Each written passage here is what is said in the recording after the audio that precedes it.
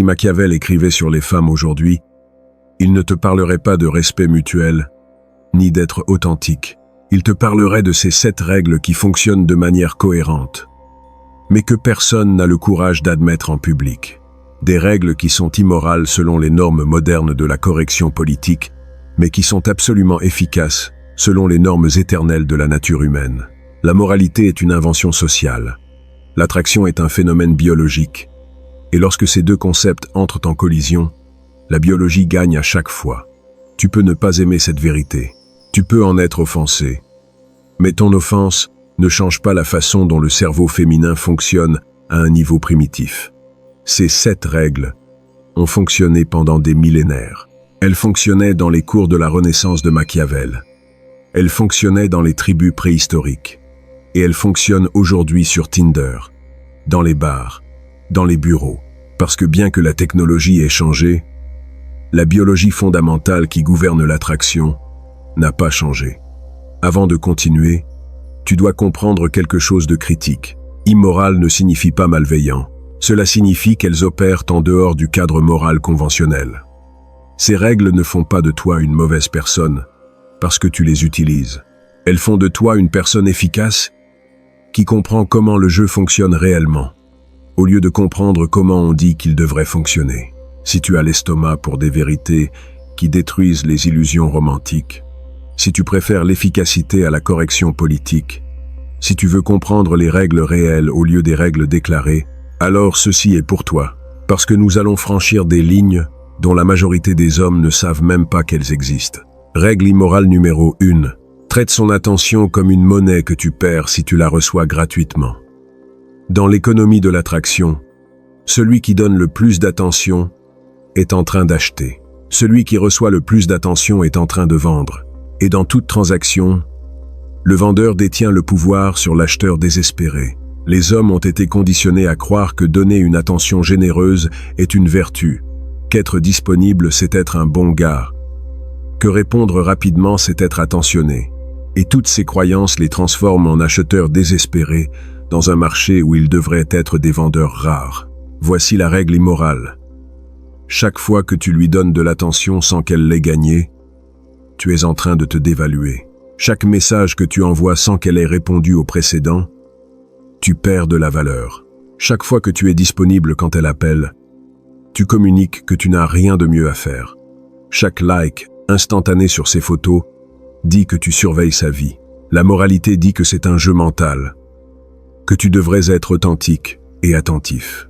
Mais la réalité dit que l'attention sans coût n'a pas de valeur perçue. Le cerveau humain est câblé pour valoriser ce qui est rare et rejeter ce qui est abondant. Et ton attention est ta monnaie la plus précieuse ou la plus méprisée selon la façon dont tu l'administres. Concrètement, cela signifie que tu implémentes ce que j'appelle la règle des 50%. Si elle investit 100 dans les messages, tu investis 50. Si elle initie le contact 3 fois, tu l'inities 1 fois. Si elle montre une disponibilité de 10 heures cette semaine, tu en offres 5. Tu maintiens toujours ton investissement en dessous du sien. Est-ce manipulateur? Selon la moralité conventionnelle, oui. Est-ce que cela fonctionne? Selon chaque interaction réussie dans l'histoire humaine? Absolument. Parce que cela crée ce que les économistes appellent la rareté perçue, qui est le fondement de toute valeur sur n'importe quel marché, y compris le marché de l'attraction. Et voici l'astuce qui sépare cela du jeu mental basique. Tu ne feins pas la rareté, tout en étant désespéré intérieurement. Tu crées une véritable rareté, en ayant une vie qui absorbe authentiquement ton temps et ton attention, tes projets, tes objectifs, ton développement personnel. Ces choses occupent réellement ton attention. Et depuis ce lieu d'occupation authentique, ton attention envers elles devient naturellement rare et précieuse. Règle immorale numéro 2. Plus tu la fais travailler pour ton approbation, plus elle te valorisera. Machiavel a compris que les princes qui distribuaient des titres sans effort créaient des courtisans déloyaux. Mais les princes qui faisaient en sorte que chaque titre soit conquis créaient une loyauté fanatique. La même psychologie s'applique à l'attraction. La moralité moderne dit que tu devrais l'accepter inconditionnellement, valider ses sentiments toujours, ne jamais critiquer ni défier. Mais cette approche crée l'opposé de l'attraction. Elle crée du confort sans tension, de la sécurité sans excitation. Et le cerveau féminin ne tombe pas amoureux de ce qui est sûr et prévisible. Il tombe amoureux de ce qui est stimulant et conquis. Voici la règle immorale. Établis des standards qu'elle doit atteindre, des attentes qu'elle doit combler. Et quand elle échoue à les combler, tu exprimes une désapprobation calibrée. Pas d'hostilité, pas de punition, simplement une désapprobation claire. Et quand elle les comble, tu donnes une approbation mesurée, jamais exagérée. Concrètement, cela ressemble à ceci. Si elle arrive en retard sans prévenir, tu ne feins pas que c'est bon. Tu dis quelque chose comme « Je n'aime pas attendre sans communication. J'espère que la prochaine fois sera différente. » Et tu la laisses sentir le poids de ta désapprobation brièvement. Si elle accomplit quelque chose que tu as demandé, tu le reconnais, mais pas avec effusion. Juste « J'apprécie que tu aies fait ça. Pourquoi cela fonctionne-t-il quand la moralité dit que tu devrais être inconditionnellement acceptant? Parce que le cerveau humain valorise ce pourquoi il a dû s'efforcer d'obtenir. Les psychologues appellent cela la justification de l'effort. Plus tu investis de travail dans quelque chose, plus tu le valorises, parce que ton ego a besoin de justifier pourquoi il a tant investi. Quand elle doit travailler pour ton approbation, quand tu ne la donnes pas automatiquement, quand elle doit la gagner continuellement, son ego investit massivement en toi. Et pour justifier tout cet investissement, son cerveau la convainc que tu dois être incroyablement précieux, parce que l'alternative serait d'admettre qu'elle investit dans quelque chose de peu de valeur. Et l'ego ne peut pas accepter cela. Cette règle est immorale parce qu'elle utilise l'ego contre elle. Elle crée une situation où elle se convainc elle-même de ta valeur à travers le travail qu'elle investit. Ce n'est pas honnête selon les normes morales conventionnelles, mais c'est dévastateur d'efficacité, selon les lois de la psychologie humaine. Règle immorale numéro 3, maintient toujours une concurrence perçue en arrière-plan. Machiavel savait que les princes entourés d'alliés concurrents maintenaient tout le monde dans l'effort. Mais les princes sans concurrence voyaient leurs alliés devenir complaisants. Dans l'attraction, la concurrence perçue est l'oxygène pour maintenir le désir en vie. La moralité dit que tu devrais faire en sorte qu'elle se sente en sécurité. Éliminer toute menace. Être complètement loyal, de manière évidente. Mais voici la vérité brutale. La sécurité totale tue l'attraction. Quand elle sait avec une certitude absolue que tu ne la quitteras jamais, que tu n'auras jamais d'option, que tu seras toujours là peu importe quoi, son cerveau te catégorise comme acquis. Et ce qui est acquis ne génère ni effort ni désir. La règle immorale est celle-ci. Maintient des éléments subtils de concurrence toujours présents. Pas d'infidélité, pas de menace, juste des rappels occasionnels que tu es désirable sur le marché général, que d'autres options existent, que ta loyauté envers elles est un choix, pas une inévitabilité. Concrètement, cela signifie que tu maintiens une vie sociale riche, où tu interagis avec d'autres femmes. Naturellement, tu ne caches pas quand quelqu'un montre de l'intérêt. Tu n'effaces pas de ta vie toute femme. Sauf elle. Tu as des amis, des collègues, des connaissances. Et bien que tu ne franchisses jamais les lignes, elle sait qu'il existe d'autres femmes dans ton univers. Cela signifie aussi qu'occasionnellement, très occasionnellement, tu mentionnes de façon neutre que quelqu'un t'a invité à quelque chose ou que quelqu'un a fait un commentaire. Pas pour générer de la jalousie, mais pour rappeler que tu es un homme dans un monde où d'autres femmes existent aussi. Et ce rappel subtil maintient son système d'alerte activé. Pourquoi cela fonctionne-t-il? Par un principe appelé la théorie de la rareté sociale. Quand nous percevons que quelque chose que nous possédons est désiré par d'autres, notre désir de le retenir s'intensifie. Si elle perçoit que d'autres femmes te voient aussi comme précieux, son cerveau augmente automatiquement ta valeur perçue et sa motivation à te garder. Cette règle est immorale parce que tu crées délibérément une légère insécurité pour maintenir la motivation. Ce n'est pas le conseil moral de la faire se sentir complètement en sécurité, mais la sécurité totale crée la complaisance. Et la complaisance tue les relations plus efficacement que l'insécurité calibrée. Règle immorale numéro 4. Utilise la récompense imprévisible pour créer une addiction émotionnelle. Les casinos ne paient pas chaque fois que tu joues. Ils paient de manière imprévisible. Et cette imprévisibilité est exactement ce qui crée l'addiction. Le cerveau libère plus de dopamine en anticipant une récompense incertaine qu'en recevant une récompense prévisible. La moralité dit que tu devrais être constamment aimant, prévisiblement disponible, fiablement chaleureux. Mais la cohérence parfaite est l'ennemi de l'excitation. Quand elle peut prédire exactement comment tu répondras, quand tu seras disponible, ce que tu diras, son cerveau s'ennuie. Le prévisible ne génère pas d'émotion. La règle immorale est d'implémenter la récompense variable. Parfois, tu es incroyablement chaleureux et affectueux. D'autres fois, tu es plus distant et concentré sur d'autres choses. Parfois, tu inities le contact avec enthousiasme. D'autres fois, tu laisses qu'elle initie. Il n'y a pas de modèle qu'elle puisse prédire. Et cette imprévisibilité maintient son système nerveux activé. Concrètement, après une nuit incroyable ensemble, tu ne continues pas avec une intensité équivalente immédiatement. Tu crées de l'espace. Et après, quand elle s'y attend le moins, tu reviens avec une chaleur renouvelée. Ou après des jours de communication fluide, tu deviens moins disponible pendant un temps. Et après tu ressurgis avec une énergie fraîche. La clé réside dans le fait que la variation est dans l'intensité et le timing, pas dans l'intérêt fondamental.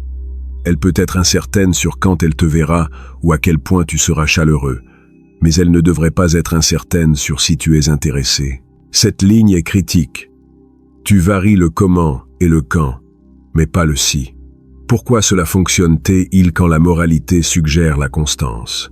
Parce que le cerveau est conçu pour s'adapter à des stimuli constants. Ils deviennent un bruit de fond. On cesse de les remarquer. Mais les stimuli variables maintiennent l'attention perpétuellement. Chaque interaction avec toi devient un événement parce qu'elle ne peut pas prédire quelle version de toi elle obtiendra. Cette règle est immorale parce que tu manipules délibérément ta disponibilité émotionnelle pour créer un effet psychologique spécifique. Tu utilises les principes de l'addiction comportementale pour la garder accrochée. Ce n'est pas transparent ni honnête selon les normes morales, mais c'est exactement ainsi que fonctionnent les relations les plus passionnées. Règle immorale numéro 5.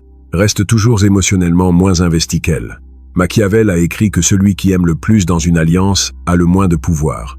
Celui qui a le plus besoin de la relation est à la merci de celui qui en a le moins besoin. Et en 500 ans, cette mathématique du pouvoir n'a absolument rien changé. Le récit romantique te dit que tu devrais t'investir complètement, aimer sans réserve, te livrer totalement. Et oui, cela sonne beau. Mais dans la réalité brutale du pouvoir relationnel, celui qui s'investit totalement perd tout le pouvoir. Il devient prévisible, contrôlable, acquis. La règle immorale est celle-ci. Surveille constamment les niveaux d'investissement émotionnel et assure-toi que le tien soit toujours légèrement inférieur au sien. Cela ne signifie pas ne pas ressentir. Cela signifie contrôler l'expression de ce que tu ressens. Cela signifie maintenir une marge de distance émotionnelle qui préserve ton pouvoir. Concrètement, si elle dit « tu me manques », tu réponds « moi aussi », mais sans la même intensité. Si elle parle d'avenir avec enthousiasme, tu participes mais avec plus de réserve. Si elle exprime des sentiments profonds, tu reconnais, mais tu n'égales pas immédiatement. Il y a toujours un différentiel où elle est légèrement plus investie émotionnellement. Comment maintiens-tu cela? En ayant une vie réelle en dehors d'elle qui t'importe authentiquement. Des projets qui te passionnent, des objectifs que tu poursuis, des amitiés que tu valorises.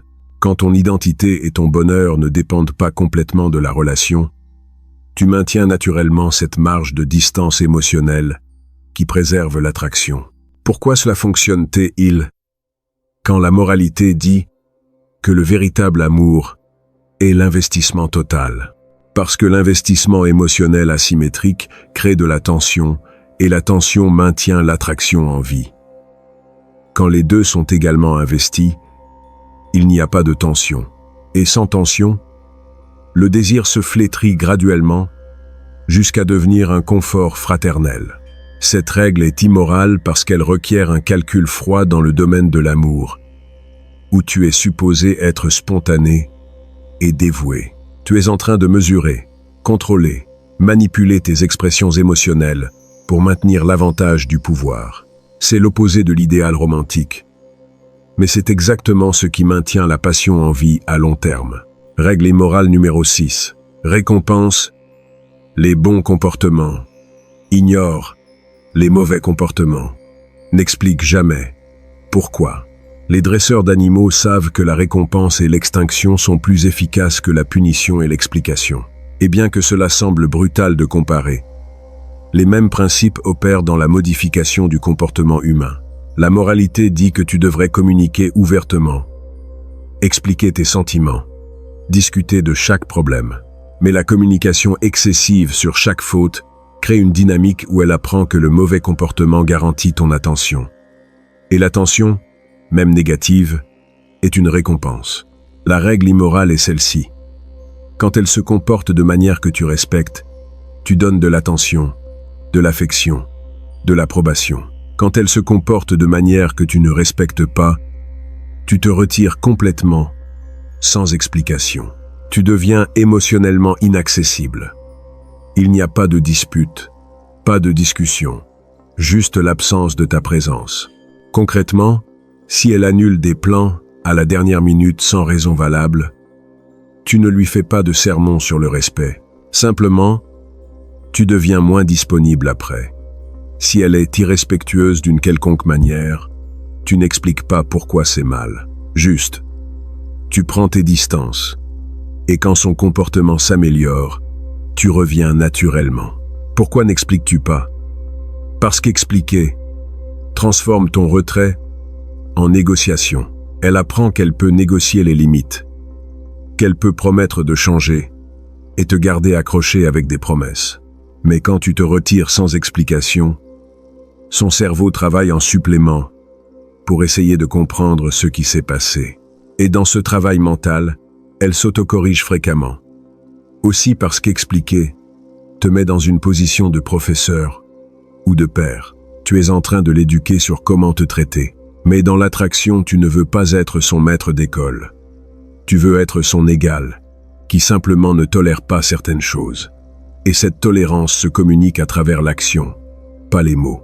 Pourquoi cela fonctionne-t-il quand la moralité met l'accent sur la communication? Parce que le comportement humain répond plus aux conséquences qu'aux mots.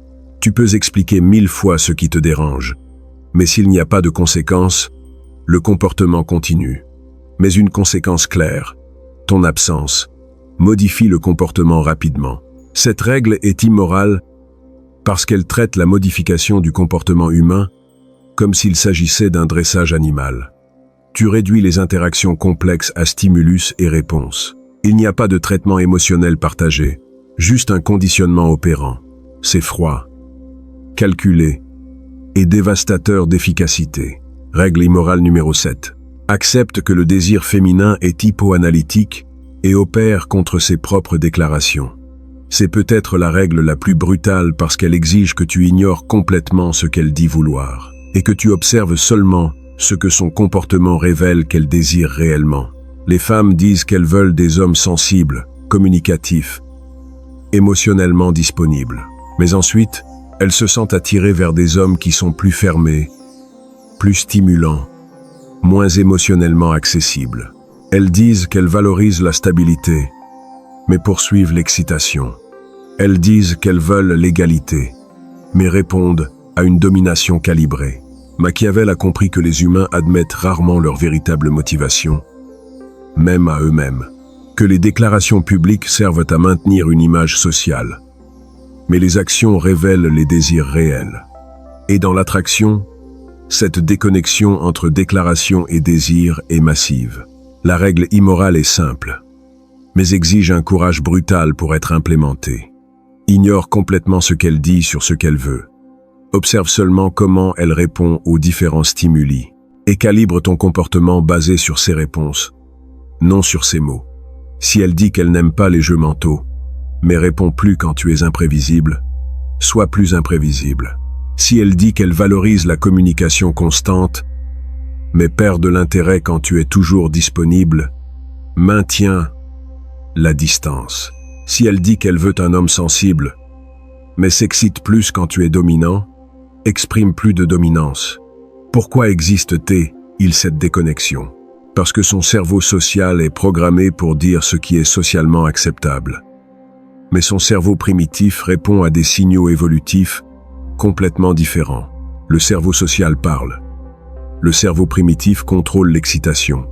Et ils ne sont pas toujours d'accord. C'est la règle la plus immorale de toutes, parce qu'elle exige que tu traites ces paroles comme essentiellement sans valeur à des fins de calibrage. Tu es basiquement en train de dire « Je sais ce que tu veux réellement mieux que toi-même ». Et selon n'importe quel standard moral moderne, c'est un paternalisme inacceptable. Mais selon le standard de l'efficacité, c'est exactement correct. Parce que le désir sexuel n'est pas rationnel, ni sous contrôle conscient. Il opère à des niveaux auxquels elle-même ne peut pas accéder ou articuler verbalement. Et quand tu calibres ton comportement à ses réponses, au lieu de ses mots, tu crées une expérience que son corps désire, bien que son esprit ne puisse expliquer pourquoi. Concrètement, cela signifie que tu développes une sensibilité extrême à son langage corporel, son ton vocal, son énergie. Tu ignores les mots presque complètement. Quand tu fais quelque chose et que son énergie s'élève, tu répètes. Quand son énergie baisse, tu ajustes. Tu es en train de calibrer constamment au niveau non-verbal, complètement indépendant de la communication verbale. Les voilà, mon ami. Les 7 règles immorales qui fonctionnent toujours. Traite son attention comme une monnaie que tu perds en la donnant gratuitement. Fais-la travailler pour ton approbation. Maintiens une concurrence perçue.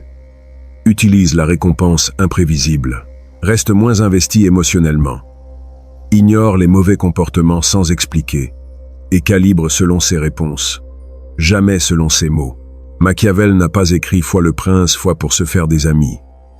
Il l'a écrit pour maintenir le pouvoir. Et ces règles ne sont pas conçues pour faire en sorte qu'on t'aime au sens romantique que les films enseignent. Elles sont conçues pour créer et maintenir une attraction authentique qui résiste au passage du temps. Elles sont immorales parce qu'elles opèrent en dessous du niveau du consentement conscient, parce qu'elles manipulent la psychologie sans transparence, parce qu'elles traitent l'attraction comme un jeu de pouvoir au lieu d'une union d'âme, parce qu'elles priorisent l'efficacité sur l'honnêteté émotionnelle. Et tu peux rejeter ces règles comme immorales. Tu peux décider que tu préfères échouer moralement que triompher amoralement. Et c'est un choix complètement valide. Mais alors ne te plains jamais que les femmes ne te comprennent pas, que tu perds l'attraction mystérieusement, que tu finis toujours dans la friend zone, parce que ces règles expliquent exactement pourquoi tout cela arrive. Ce ne sont pas les règles que nous souhaiterions voir exister. Ce sont les règles qui existent réellement. Et tu peux opérer selon comment les choses devraient être idéalement. Ou tu peux opérer selon comment les choses sont réellement. Machiavel a choisi le réalisme brutal, plutôt que l'idéalisme joli. Et ce choix a fait de lui l'un des penseurs les plus influents de l'histoire. Pas parce qu'il avait raison moralement, mais parce qu'il avait raison effectivement. Il a décrit le pouvoir comme il fonctionne réellement, non comme nous aimerions qu'il fonctionne. Ces 7 règles t'offrent le même choix.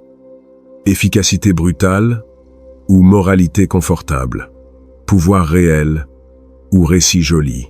Attraction authentique ou approbation sociale. Tu ne peux pas avoir les deux, parce que ce qui crée l'attraction contredit fréquemment ce que la société dit que tu devrais faire. Vas-tu utiliser ces règles? Cela dépend de ce que tu valorises le plus. Si tu valorises par-dessus tout d'être vu comme un bon gars, comme un homme moral, comme une personne qui suit les règles sociales, alors ces règles ne sont pas pour toi. Vis selon le code moral conventionnel et accepte les résultats qu'il produit. Mais si tu valorises par-dessus tout l'efficacité, si tu veux créer des expériences d'attraction authentiques qui durent, si tu préfères des résultats réels à l'approbation sociale, alors ces règles sont ta carte, pas la carte que tu voulais, la carte du territoire réel. Mets un like à cette vidéo et abonne-toi si tu as eu l'estomac pour ces vérités. Parce que j'ai plus de contenu qui continue d'exposer comment fonctionnent réellement les choses sous les récits jolis. Pas pour faire en sorte que tu te sentes bien, mais pour faire en sorte que tu sois efficace. Les règles sont là, mon ami. Immorales selon la correction politique moderne, mais efficaces selon 500 ans d'observation de la nature humaine. Machiavel les aurait reconnues immédiatement. Parce que bien que tout le reste ait changé, le fonctionnement du pouvoir entre hommes et femmes n'a pas changé. La question n'est pas si ces règles sont correctes moralement.